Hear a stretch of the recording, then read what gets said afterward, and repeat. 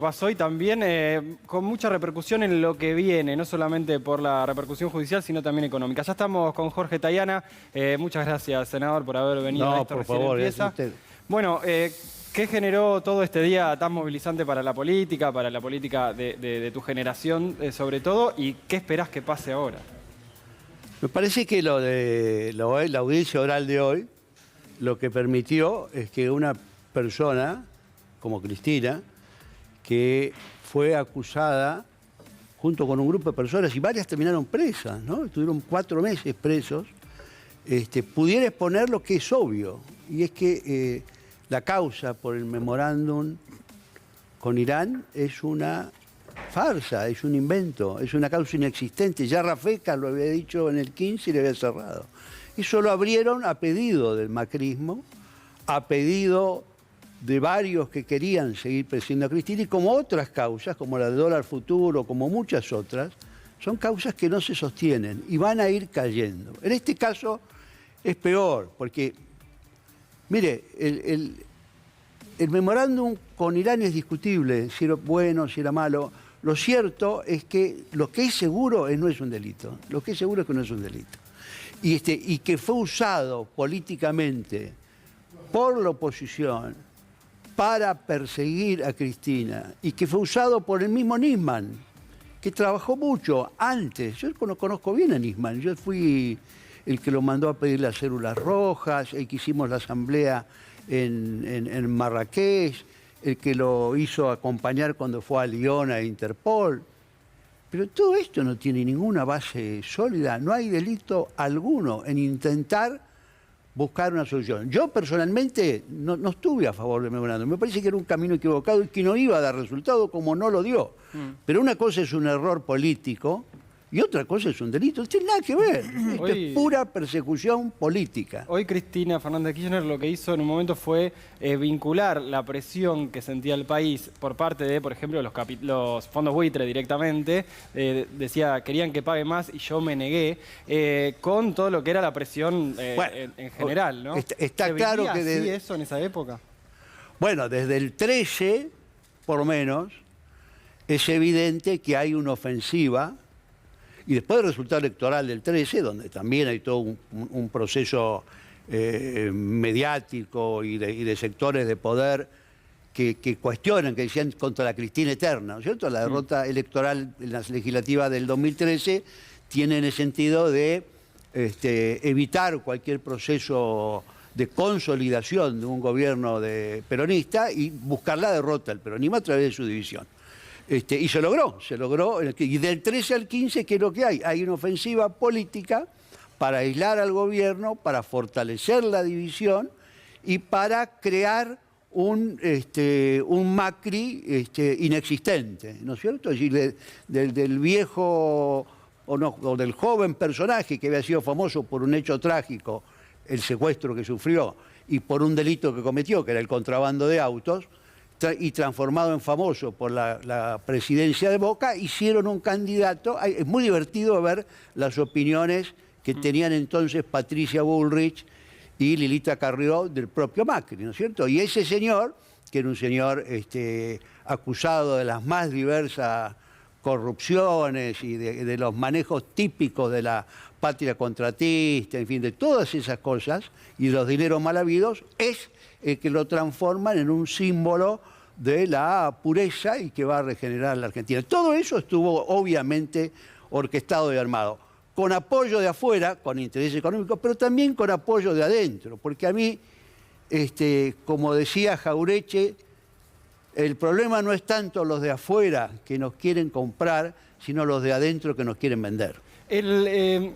Ese enlace que parece tan obvio con escenas como las de Macri jugando con Borinqui al tenis, ¿cómo se da tan lineal? Ahora vamos a hablar de Bolivia, tenemos un informe, sí, obviamente, donde se ve bien explícito cómo una mano externa hace que funcione esto que decías, Jorge. ¿Cómo termina dándose esos operadores?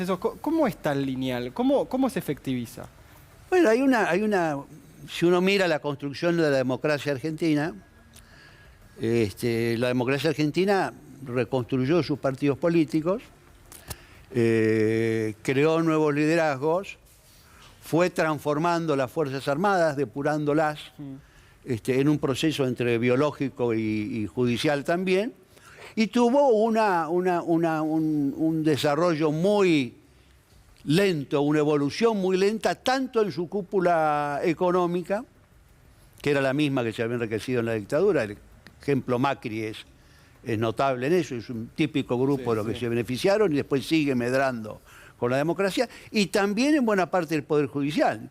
Se reformó la Corte, hubo proceso de cambio, con la Constitución del 94 se creó el Colegio de la Magistratura, pero sectores muy tradicionales de poder y muy ligados, no diríamos a los militares, al establishment político-económico, que no quiere que nada cambie en la sociedad, que no quiere que haya más derechos, que quiere que se subordinen las mayorías a una situación, a un statu quo que beneficia a unos pocos y que perjudica a una mayoría. Era interesante, ahora lo vamos a repasar, cuando Cristina mostraba qué financiaban los buitres con su campaña anti-argentina. Fero, ¿querías hacer una pregunta al ex canciller? Sí, senador, buenas noches. Bueno, ¿qué tal? ¿Lo ve a Horacio Rodríguez Larreta como un representante de ese círculo rojo, de ese establishment que pone candidatos para conservar el statu quo? Está buena círculo roto igual, ¿eh? El círculo roto, sí, pero nunca se rompe del todo, ¿no? 200 se va, 200 años reconstruyéndose.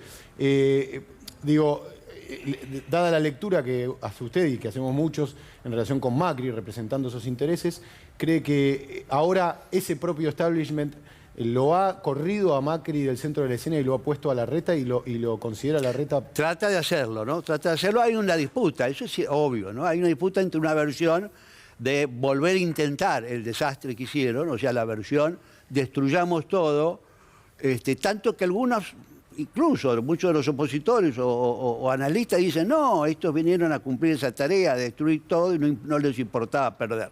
Yo creo que no, creo que estamos viviendo en Argentina una época en donde las fuerzas conservadoras, el poder más concentrado, ha logrado una competitividad electoral que pocas veces tuvo en Argentina y por eso tiene que apelar al golpe o al fraude, ¿no es cierto? Entonces, ellos van a tratar de mantener en eso y en eso hay una disputa. O volvemos en la versión descarnada de Macri y que acompañan algunos, o presentamos una visión más prudente, pero en el fondo me parece que el modelo de Argentina, la visión de una Argentina con una gran desigualdad social, con una incapacidad para tener un desarrollo sustentable, con imposibilidad de integrarse, me parece que eso sigue vigente porque la necesidad de conservar los privilegios de estos sectores minoritarios son expresados de una u otra manera, pero no están dispuestos a abandonarlos. Senador, buenas noches. Buenas, ¿cómo están? ¿Cuál es la salida a todo esto? Digo, hoy la vicepresidenta lo señalaba, no es toda la justicia, son algunos jueces. La semana pasada se decretó la quiebra del Correo, la misma jueza 2 o 3 días después la suspende. Digo, falta nombrar el procurador general de los fiscales. ¿Cuál es la salida que el Parlamento le puede dar? La reforma está demorada en diputados. ¿Cuál es la salida?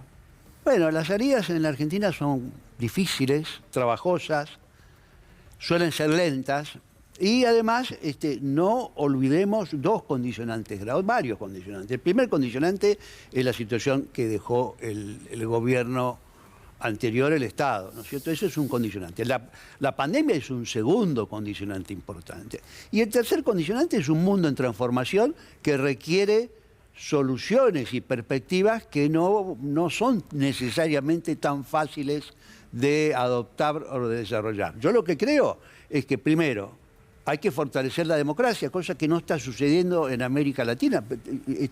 Empecemos por el punto primero. Esta semana, hace unos días, han matado al presidente de un país. Y todos hacemos como que eso no tiene ninguna importancia. Pues murió, es Haití. Haití es el país más pobre, nadie le importa.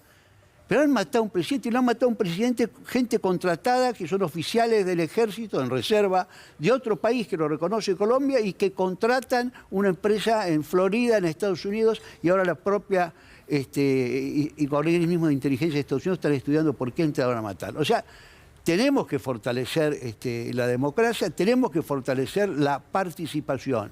No hay democracia efectiva sin participación y no hay capacidad de cualquier gobierno, en el caso de la Argentina, de avanzar con en quitar privilegios y ganar derechos sin un importante apoyo, movilización, pero también organización de los sectores sociales. Por ejemplo, no vamos a transformar la realidad si no somos capaces de generar trabajo genuino y auténtico. No vamos a modificar la realidad si no somos capaces de reconstruir un Mercosur que hoy está en el medio de un gran problema, no por culpa nuestra precisamente, o por lo menos no centralmente por culpa nuestra, y si no somos capaces de reconstruir el UNASUR. Es decir, hay una tarea en donde todos, el gobierno tiene parte de esa tarea, pero no solo el gobierno puede transformar. Es que entra en todo esto, en toda esta línea que estaba marcando el